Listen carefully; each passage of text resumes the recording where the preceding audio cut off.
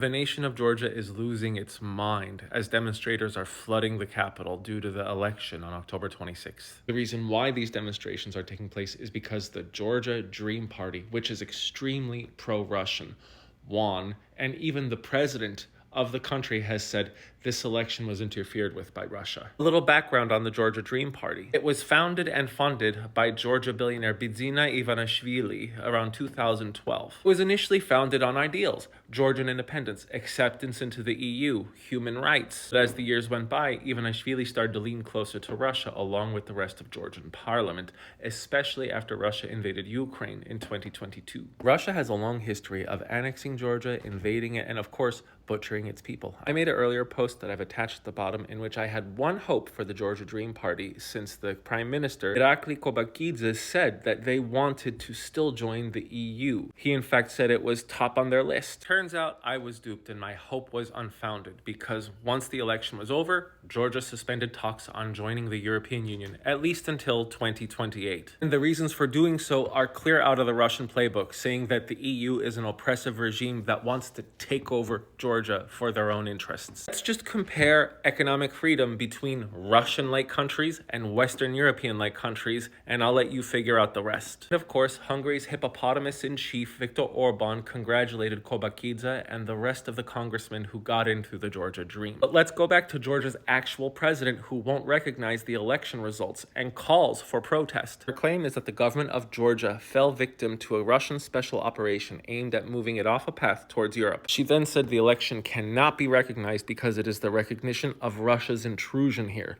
Georgia's subordination to Russia, even though the Georgia Dream Party reportedly got 54.8% of Saturday's vote, with almost all ballots counted. But unlike the United States, the Georgian electoral observers who were stationed across the country also reported multiple violations and said that the results don't reflect the will of the Georgian people. The question remains whether or not these elections are going to be recognized by the international community. There were regions in Georgia, like the Javakheti, in which voters were instructed on how to vote by local officials. Back to the international community, European Union lawmakers want a rerun of these parliamentary elections in 1 year. They want this rerun under thorough international supervision and by an independent election administration. And of course, the Prime Minister of Georgia, not the president, the Prime Minister, said that this is just from the ill wishers of our country.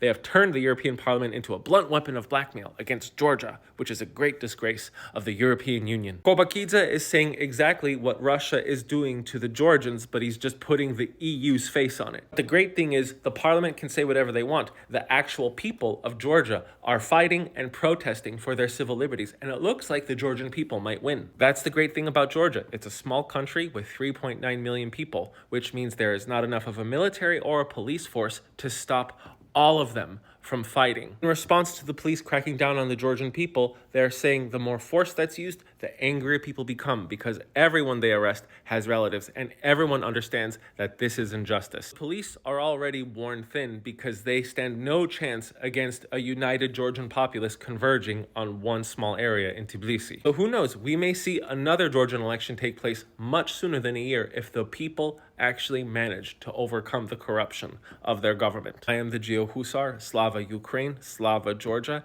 and however hard it is for the fight in Georgia right now, it will get much worse if Russia gets what they want. Thanks for watching.